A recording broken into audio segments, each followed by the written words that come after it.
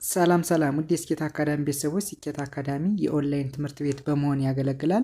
ትምህርቶችን በኦንላይን እናስተምራለን። የምናስተምራቸው ትምህርቶችም አማርኛ፣ እንግሊዝኛ፣ ሂሳብና ሌሎችንም ትምህርቶች በማስተማር ላይ እንገኛለን። ለመማር የምትፈልጉ ቤተሰቦቻችን ቪዲዮ ላይ ባስቀመጥነው ስልክ ወይም ሊንኮቻችንን በመጠቀም በኢሞ፣ በቴሌግራም፣ በዋትሳፕ በሌሎችም የሚዲያ አማራጮች ሃሎ ይበሉን፣ ይደውሉልን። የፈለጉትን ትምህርት በፈለጉት ሰዓት ከሰኞ እስከ ዓርብ በማስተማር ላይ እንገኛለን።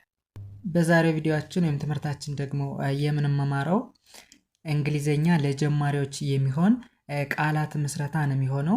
የተለያዩ የእንግሊዘኛ ቃላቶችን እየመሰረትን እንዴት በቀላሉ ማንበብ እንችላለን የሚለውንና እንዲሁም ደግሞ በአማርኛ ውስጥ ትርጉማቸው ምንድነው የሚለውን እያንዳንዱን የምንማማር ይሆናል። እንግዲህ ከእናንተ የሚጠበቀው ሁሌም እንደምላችሁ ትምህርቱን ወይም ቪዲዮውን ሳታቋርጡ በትዕግስት እስከ መጨረሻው ለመከታተል መሞከር ነው የሚሆነው። ወደ ትምህርታችን እንሂድ። ኦኬ፣ ወደ ዛሬው ትምህርታችን ስንሄድ ምን ይለናል? እንግሊዘኛ ለጀማሪዎች ቃላት ምንባብ እና ልምምድ። እያንዳንዱን የእንግሊዘኛ ቃል እንዴት በቀላሉ ማንበብ እንደምንችልና ትርጉሙስ ምን ማለት እንደሆነ እናያለን ማለት ነው። ትምህርታችን ከመጀመራችን በፊት ግን ሁሌም እንደምላችሁ ይህንን ቪዲዮ ወይም ትምህርት ከማየታችሁ በፊት ስለ ተነባቢና አናባቢ ድምጾች ማታውቁ ወይም ደግሞ ቪዲዮውን ያላያችሁ ልጆች ወደ ኋላ ሄዳችሁ ያንን አይታችሁ ወደዚህ ብትመጡ እየተሻለ ይሆናል ማለት ነው። ምክንያቱም እንግሊዘኛን በቀላሉ ለማንበብ ለመጻፍ የግድ ድምጻቸውን ማወቅ አስፈላጊ ነው ማለት ነው። መሰረቱ ከዛ ላይ ስለሆነ እንግዲህ ባለፈውም እንደነገርኳችሁ 26 የእንግሊዘኛ አልፋቤቶች አሉ። እነዚህን 26 የእንግሊዘኛ አልፋቤቶች ደግሞ ከሁለት እንከፍላቸዋለን፣ ተነባቢና አናባቢ ብለን። 21ዱን ተነባቢ ስንላቸው አምስቱን ደግሞ ቫውል ወይም ደግሞ አናባቢ ብለን ከፍለናቸዋል። አምስቱ እነማን ናቸው? ኤ፣ ኢ፣ አይ፣ ኦ፣ ዩ። እነዚህ አምስቱ ቫውል ወይም ደግሞ አናባቢ ብለን አይተናል። እነዚህ አምስቱ ቫውሎች ወይም ደግሞ አናባቢዎች ደግሞ ሁለት ድምፅ እንዳላቸው አይተን ነበረ። ሾርት ሳውንድ እና ሎንግ ሳውንድ ወይም ደግሞ አጭር ድምፅ እና ረጅም ድምፅ ብለን አይተናል። በአጭር ድምፅ ጊዜ ከተነባቢ ድምፆች ጋር ሲመጡ እንዴት ይነበባሉ? እንዲሁም በሎንግ ሳውንድ ወይም በረጅም ድምፅ ጊዜስ ከተነባቢ ድምጾች ወይም ኮንሶናንት ብለን ከምንጠራቸው የእንግሊዘኛ አልፋቤቶች ጋር ሲመጡ እንዴት ይነበባሉ የሚለውን ጠንቅቃችሁ ካወቃችሁ በሁለቱም እርግጠኛ ነኝ እንግሊዘኛ በጣም ቀላል ይሆንላቸዋል ማለት ነው። መሰረቱ ከዛ ላይ ስለሆነ ያላያችሁ ልጆች ወደ ኋላ ሄዳችሁ አይታችሁ ወደዚህ ብትመጡ ሞር ውጤታማ ትሆናላችሁ ማለት ነው። ኦኬ፣ ወደ ዛሬው ትምህርታችን እንቀጥል። ወደ ዛሬው ትምህርታችን ስንሄድ እንግዲህ እዚህ ጋር እንደምታዩቸው የተለያዩ የእንግሊዘኛ ወርዶች አሉ። ከዚህ ጋር ደግሞ እንዴት እንደምናነባቸው በአማርኛው ተጽፏል። እንዲሁም ደግሞ ከዚህ ጋር ትርጉማቸው ማለት ነው። ትርጉማቸው የአንዳንዱን የእንግሊዘኛ ቃሎች እንዴት እንደሚነበቡና ትርጉማቸውስ ምን እንደሆነ እያየን የምንሄድ ይሆናል። እንጀምር። ኦኬ፣ አሁን የመጀመሪያው ወርድ ምን ይላል? የመጀመሪያው የእንግሊዘኛ አልፋቤት ማን ነች? ደብሊው ነች። ደብሊው። ሁለተኛዋ ኤ፣ ከዛ አይ። ከአይ ቀጥላ ቲ ነች። ቲ። እነዚህን አራት የእንግሊዘኛ ሌተሮች በአንድ ላይ አገጣጥመን ለማንበብ ምን እናድርግ፣ እንዴት በቀላሉ እናነበው የሚለውን ነገር ስናይ እንደነገርኳቸው ድምጻቸውን ማወቅ ነው የሚሆነው። ድምጻቸውን ካወቁ በቀላሉ ማንበብ እችላለሁ ማለት ነው።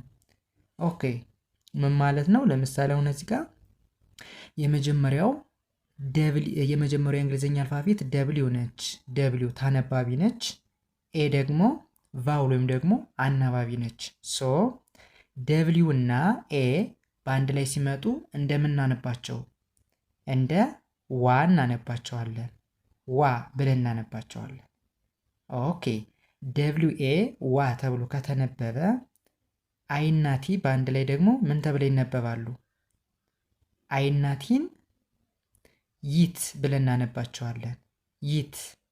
ሁሌም አይና ቲ በአንድ ላይ ሲመጡ ይት ብለን እናነባቸዋለን። ይት ይት። ኦኬ ከዚህ በኋላ አገጣጥሜ ማንበብ ነው የሚሆነው ማለት ነው። ሙሉን ስናነበው ምን ይሆናል? ዋ ይ ት ዋይት ዋይት ተብሎ ይነበባል። ከዚህ ላይ ምን ይላል? ዋይት ይላል። ዋይት ምን ማለት ነው በአማርኛው የሚለውን ነገር ስናይ ዌይት ማለት መጠበቅ ማለት ነው። መጠበቅ ምን ማለት ነው? ለምሳሌ እናንተ የሆነ ስራ ታዘዛችሁ እየሰራችሁ ነው እንበልና ያዘዛችሁን ሰው ምን ልትሉት ትችላላችሁ? ዌይት ልትሉት ትችላላችሁ። ጠብቀኝ፣ ስራውን እስከምሰራው ጠብቀኝ፣ ዌይት ብላችሁ ልትጠቀሙበት ትችላላችሁ ማለት ነው። ኦኬ ወደ ሁለተኛው ስንሄድ የሁለተኛው ደግሞ ምን ይላል? ዲኤ ዲኤ እንደምን ይነበባል? እንደምናነበው እንደ ዳ እናነባዋለን። ዳ ተብሎ ይነበባል። ዳ። ኦኬ ኤን ደግሞ እንደምን ይነበባል? እንደ ን ይነበባል። ን የሚል ድምፅ አለው። ን ማለት የነ ቤተሰብ ስድስተኛዋ ፊደል ማለት ነው። ን። ኦኬ ሲና ኢ በአንድ ላይ ሲና ኢ ደግሞ እንደ ስ እናነባቸዋለን። እንደ ስ። ኦኬ ሶ በአንድ ላይ ስናነበው ምን ይሆናል ማለት ነው? ዳ ን ስ ዳንስ ዳንስ ተብሎ ይነበባል። ከዚህ ላይ ምን ይላል? ዳንስ ይላል። ምን ማለት ነው በአማርኛው የሚለውን ስናየው ዳንስ እንደምታውቁት ዳንስ ነው ወይም ደግሞ መደነስ። በአማርኛውም በእንግሊዘኛውም ትርጉሙ ተመሳሳይ ነው የሚሆነው። እሺ ወደ ቀጣዩ እንሄድ። ወደ ቀጣዩ ስንሄድ ደግሞ ምን ይለናል? ቲኦ እንደምን ይነበባል? እንደ ቶ ይነበባል። ቶ ቲኦ ቶ ተብሎ ይነበባል። ኦኬ ደብሊው ደግሞ እንደ ው ይነበባል። እንደ ው። ኦኬ ኤን ደግሞ እንደ ን ይነበባል። እንደ ን። ኦኬ በአንድ ላይ ሲነበብ ቶ ውን ቶውን ቶውን። በአማርኛው ማለት ነው ከተማ ማለት ነው። ከተማ። አሁን አንዳንድ ልጆች አስተማሪዎችም አሉ አልፎ አልፎ እና ታውን የሚለውን ቶን ተብሎ የሚነበበውን ታውን ብለን የምናነብ ልጆች አለን። ታውን ሳይሆን ቶን ቶን ተብሎ ነው የሚነበብ። ምክንያቱም ቲኦ እንደ ቶ እንደሚነበብ አናባቢና ተነባቢ ድምፆች ላይ ስላየም ማለት ነው። ስለዚህ ቶን ተብሎ ይነበባል። ኦኬ ወደ ቀጣዩ እንሄድ። ወደ ቀጣዩ ስንሄድ ከዚህ ጋር ደግሞ በባለፈው ትምህርታችንም ነግሬያቸዋለሁ። ሁሌም አብዛኛውን ጊዜ ማለት ነው አብዛኛውን ጊዜ ኬና ኤን በተከታታይ ሲመጡ ኬን አናነባትም፣ ሳይለንት ነች ብለናል። ሳይለንት ነች። ለምሳሌ ኖሎጂ ስንል፣ ናውን ስንል፣ ናይፍ ስንል ሌሎችንም ወርዶች ብታዩ ኬና ኤን በተከታታይ ሲመጡ ኬ ምን አትልም፣ አትነበብም፣ ሳይለንት ነች ማለት ነው። ሶ ከዚህ ላይም ኬን ምን አንላትም፣ አናነባትም። ሶ ኬን እናልፍና ወደ ማን እንሄዳለን? ወደ ኤን ማለት ነው። ሶ ኤን እንደምን ትነበባለች? እንደ ና እናነባታለን። ና። ኦኬ እንደገን ደብሊው እና ኦ እና ደብሊው በአንድ ላይ እንደ ው ነው የሚነበቡ። እንደ ው። ኦኬ በአንድ ላይ ናው ተብሎ ይነበባል። ኬን ምን አንላትም ማለት ነው፣ አናነባትም። አሁን ከዚህ ጋር አንዳንድ ልጆች ጥያቄ ሊፈጥርባችሁ ይችላል። ኬን ካላነበብናት ለምን አስፈለገ፣ ለምን አንተዋትም ልትሉ ትችሉ ይሆናል። ምክንያቱም አንዳንድ ተማሪዎች በውስጥ መስመር ደውሎ የሚማሩ ተማሪዎች ጠይቀው ስለሚያውቁ ማለት ነው ሳስተምራቸው። ታዲያ ካላነበብናት ካለፍናት ለምን አስፈለገ ብለው ጠይቀውኝ ያውቃሉና መተው አንችልም። ምክንያቱም አሁን ነው ማለት በአማርኛው ምን ማለት ነው? አሁን ማለት ነው አይደለ? አሁን ማለት ነው። ነገር ግን ኤንን ማን ነው ኬን ተውናት ማለት አሁን የሚለውን ትርጉም ምን አይለንም፣ አይሰጠንም ማለት ነው። ስለዚህ የግድ አሁን ብለን ለመናገር ብንፈልግ የምንጠቀመው ወርድ ማንን ነው? ኬኤን ኦ ደብሊው ነው ማለት ነው። ሶ ኬን መተው አንችልም ማለት ነው። ኦኬ ወደ ቀጣዩ እንሂድ። ወደ ቀጣዩ ስንሄድም በተመሳሳይ አሁን ከዚህ ጋር ኬ ምን አትልም አትነበብም። አያችሁ ከዚህ ላይም አሁን ኬ ከኤን ጋር ነው በተከታታይ የመጣ ከዚህ ላይም ኬ ከኤን ጋር ነው በተከታታይ የመጣ ሶ ኬን አሁን ምን አላትም ማለት ነው አላነባትም አልፋታለሁ። ኦኬ ኬን አልፍና ኤንኦ እንደ ኖ ይነበባል እንደ ኖ። መልካም ሲና ኬ በአንድ ላይ እንደ ክ ኦኬ በአንድ ላይ ሲነበብ ኖ ክ ኖክ ተብሎ ይነበባል። በአማርኛው ማለት ነው ኖክ ማለት መታ ማለት ነው። ወይም ደግሞ ኖክ ስንል የሆነ በር ማንኳኳት በር መምታት ሊሆን ይችላል። እሺ ወደ ቀጣዩ እንሄድ። ወደ ቀጣዩ ስንሄድ ደግሞ ምን ይለናል? አርኦ እንደ ሮ ይነበባል እንደ ሮ። ኦኬ ኤ ከዚህ ጋር አሁንም ምን አትልም አትነበብም። በባለፈው ቪዲዮአችን ወይም ትምህርታችን ነግሬያቸዋለሁ። ሁለት ቫውሎች በተከታታይ ሲመጡ ምን የመጀመሪያዋ ቫውል ወይም ደግሞ አናባቢ ስትነበብ ሁለተኛዋ ቫውል ወይም አናባቢ ግን አትነበብም ብዬ ነግሬያችሁ ነበር። ሰው አሁን ከዚህ ጋር ሁለት አናባቢዎች ናቸው በተከታታይ የመጡት። ኦ አለ ኤ አለች። ሶ ኦን አንብቤዋለሁ። አርኦ እንደ ሮ ይነበባል ብለናል። ኤ ግን ምን አትልም አትነበብም። በውስጥ ታዋቂነት ግን አለች። ኦኬ ዲ ደግሞ እንደ ድ ትነበባለች እንደ ድ። መልካም በአንድ ላይ ሲነበብ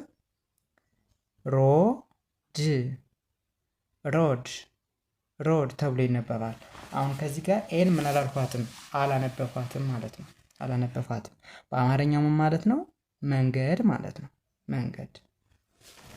ኦኬ ወደ ቀጣዩ ስንሄድ ቀጣዩ ደግሞ ምን ይለናል? ኤችኦ እንደ ሆ ይነበባል እንደ ሆ። መልካም ኤስ እንደ ስ ትነበባለች እንደ ስ። ቲ ደግሞ እንደ ት። በአንድ ላይ ሲነበብ ሆ ስ ት ሆስት ምን ማለት ነው? ሆስት ማለት ውጭ እንደማለት ነው፣ ወይም ደግሞ ከሀገር ውጭ እንደማለት ነው በአማርኛው። ኦኬ ወደ ቀጣዩ ስንሄድ ቀጣዩ ደግሞ ምን ይለናል? ኬኤ እንደምን ይነበባል? እንደ ኮ ይነበባል ኮ። ኦኬ ከዚህ ጋር ደግሞ ኤል ይለናል አይደለ? ስለዚህ ኤልን እንደ አንድ ድምፅ ነው የምናነበው እንደ አንድ ድምፅ እንጂ ሁለት ልል አንልም። ኤልን ሁለቱን እንደ ል ነው የምናነበው እንደ አንድ ድምፅ ማለት ነው። ሰው በአንድ ላይ ሲነበብ ምን ይሆናል? ኮል ተብሎ ይነበባል። በአማርኛው ማለት ነው ኮል ማለት መደወል ማለት ነው መደወል። እሺ ወደዚህኛው ስንሄድ ኤችኤ እንደምን ይነበባል? እንደ ሀ እናነባዋለን እንደ ሀ። ኦኬ እንደገን አርን እንደ ር፣ ዲን ደግሞ እንደ ድ።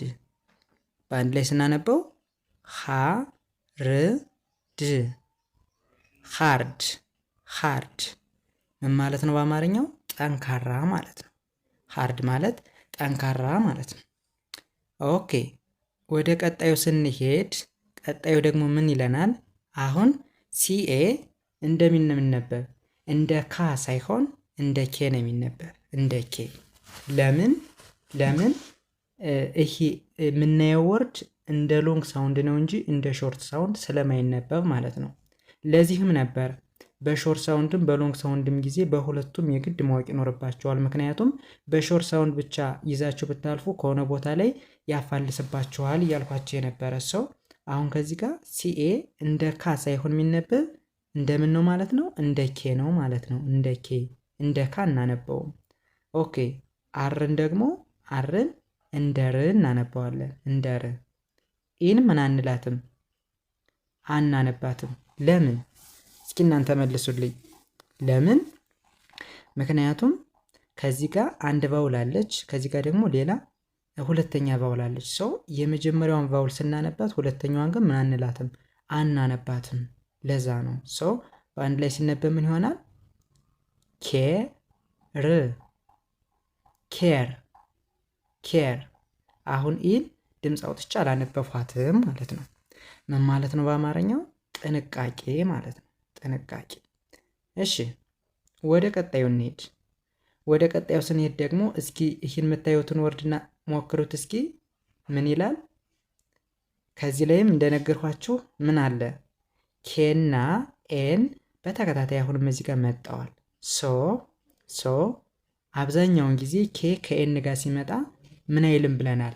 አይነበብም ብለናል። ሶ ኬን እናልፍና ወደ ማን እንሄዳለን? ወደ ኤን እንሄዳለን። ወደ ኤን። ሶ ኤን እንደምን ትነበባለች? እንደ ና ይነበባል። ና የሚል ድምፅ አለው። እንደገን አይኤፍ ደግሞ በአንድ ላይ እንደ ይፍ ብለን እናነባዋለን። ይፍ ተብሎ ይነበባል።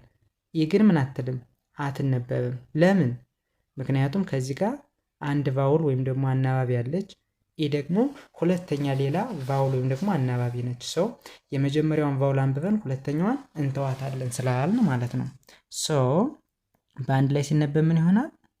ና ይፍ ናይፍ ተብሎ ይነበባል ማለት ነው። ናይፍ ማለት በአማርኛው ቢላዋ ማለት ነው። ቢላዋ። እሺ ወደዚህኛው እንሄድ። ወደዚህኛው ስንሄድ ኤን አይ ወይም ደግሞ ኤን ብቻ እንደምን ትነበባለች? እንደ ና ትነበባለች። አይ ጂ ኤች ቲ ደግሞ በአንድ ላይ ይት ብለን እናነባዋለን። ይት። ኦኬ ናንና ይትን በአንድ ላይ ስናነበው ና ይት ናይት ተብሎ ይነበባል። በአማርኛው ማለት ነው ናይት ማለት ምሽት ማለት ነው። ምሽት። እሺ ይሄኛውስ ምን ይለናል? ይሄኛውን ደግሞ ለማንበብ ኤል አይ እንደ ላይ ይነበባል። እንደ ኤል አይ ላይ ተብሎ ነው የሚነበብ። ላ ብቻ ሳይሆን ላይ ብለን እናነባዋለን። ኬን ደግሞ እንደ ክ እናነባታለን። ይህን ምን አንላትም? አናነባትም። ሶ በአንድ ላይ ሲነበብ ላይክ ብለን እናነባዋለን። በአማርኛው መውደድ ማለት ነው። መውደድ። እሺ ወደ ቀጣዩ ስንሄድ ቀጣዩ ደግሞ ምን ይለናል? ጅና አይ እንደ ጊ ይነበባሉ። እንደ ጊ። ኤፍ እንደ ፍ፣ ቲ ደግሞ እንደ ት። በአንድ ላይ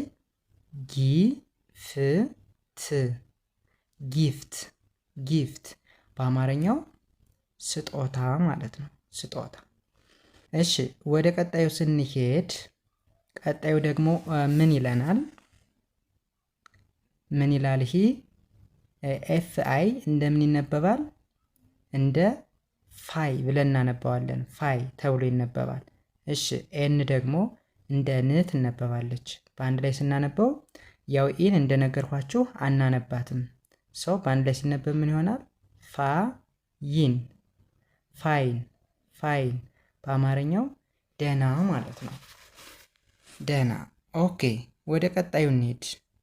ወደ ቀጣዩ ስንሄድ ቀጣዩ ምን ይለናል?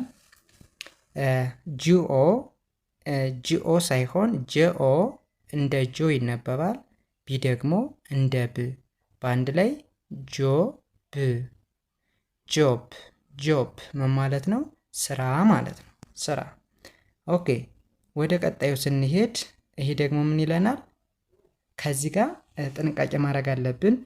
ጂኦ እንደ ጎ ሳይሆን የሚነበብ አሁን እዚህ ጋር እንደ ጋ ነው የምናነበው። እንደ ጋ። ኦኬ ዲ ደግሞ እንደ ድ። ሰው በአንድ ላይ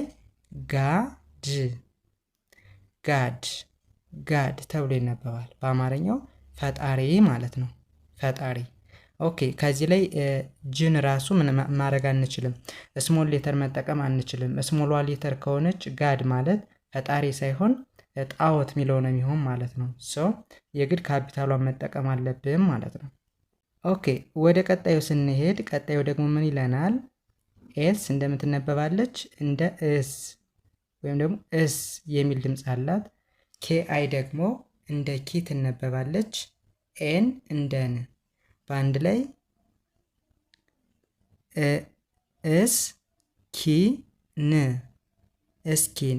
እስኪን ተብሎ ይነበባል። በአማርኛው ቆዳ እንደማለት ነው። ቆዳ የሰውነት ቆዳ እንደማለት ነው። እሺ ወደዚህኛው ስንሄድ ይህኛው ደግሞ ምን ይለናል? አሁን ኤስኤ ከዚህ ጋር እንደ ሳ ሳይሆን የሚነበብ እንደ ሴ ነው። አያችሁ? እንደ ሳ የሚነበብበት ሰዓት አለ፣ እንደ ሴ የሚነበብበት ሰዓት አለ። መቼ ነው ስንል እንደ ሳ የምናነበው በሾርት ሳውንድ ጊዜ ነው፣ ወይም ደግሞ አጭር ድምፅ ብለን በምንጠራው። እንደ ሴ ደግሞ በሎንግ ሳውንድ ጊዜ ወይም ደግሞ ረጅም ድምፅ ብለን በምንጠራው ጊዜ ይሆናል ማለት ነው። ሰው ከዚህ ጋር እንደ ሎንግ ሳውንድ ስለሆነ የምናነበው ኤስኤ እንደ ሴ ይነበባል፣ እንደ ሴ። እንደገን ቪ ደግሞ እንደ ቭ። ኢ ምን አትልም፣ አትነበብም። ለምን? ሁለት ቫውሎች ከዚህ ጋር በተከታታይ ስለመጡ ማለት ነው። ሶ በአንድ ላይ ስናነበብ ምን ይሆናል? ሴቭ፣ ሴቭ፣ ሴቭ። በአማርኛው ምን ማለት ነው? መቆጠብ ማለት ነው፣ ደግሞ ቆጣቢ እንደማለት ነው። እሺ ወደዚህኛው ስንሄድ ይህኛው ደግሞ ምን ይለናል? እሺ ኤን እንደምን ይነበባል? እንደ ና ይነበባል፣ እንደ ና። እንደገን አይ ሲኢ ደግሞ ሶስቶችም ሌተሮች በአንድ ላይ ይስ ሚል ድምፅ አላቸው። ይስ በአንድ ላይ ስናነበው ና ይስ፣ ናይስ፣ ናይስ። በአማርኛው ጥሩ ማለት ነው። ወደ መጨረሻው እንሄድ። የመጨረሻው ምን ይለናል? ኤስኤ በተመሳሳይ አሁን ከዚህ ጋርም እንደ ሳ ሳይሆን እንደ ሴ ይነበባል። ኤል እንደ ል ይነበባል። ኢ አትነበብም። ሰው በአንድ ላይ ሲነበብ ሴል፣ ሴል፣ ሴል። በአማርኛው ሽያጭ ማለት ነው፣ ሽያጭ። ኦኬ እንደዚህ እያደረግንን ያው መለማመድ እንችላለን ማለት ነው። እንደነገርኳችሁ እንግዲህ የት ጀምራችሁ ወደ የት መሄድ እንዳለባችሁ በጥንቃቄ ከተረዳችሁ በጣም እንግሊዘኛን በቀላሉ ለማንበብ ለመጻፍ ቀላል ነው የሚሆነው። እንግዲህ የዛሬ ቪዲዮአችን ወይም ደግሞ ትምህርታችን ይህንን ይመስል ነበረ። ቀጣይ ሌላ ቪዲዮ ወይም ደግሞ ትምህርት አዘጋጅቼ ይዤላችሁ እስከምንገናኝ መልካም ጊዜ ተመኘሁላችሁ። ሰናይ ጊዜ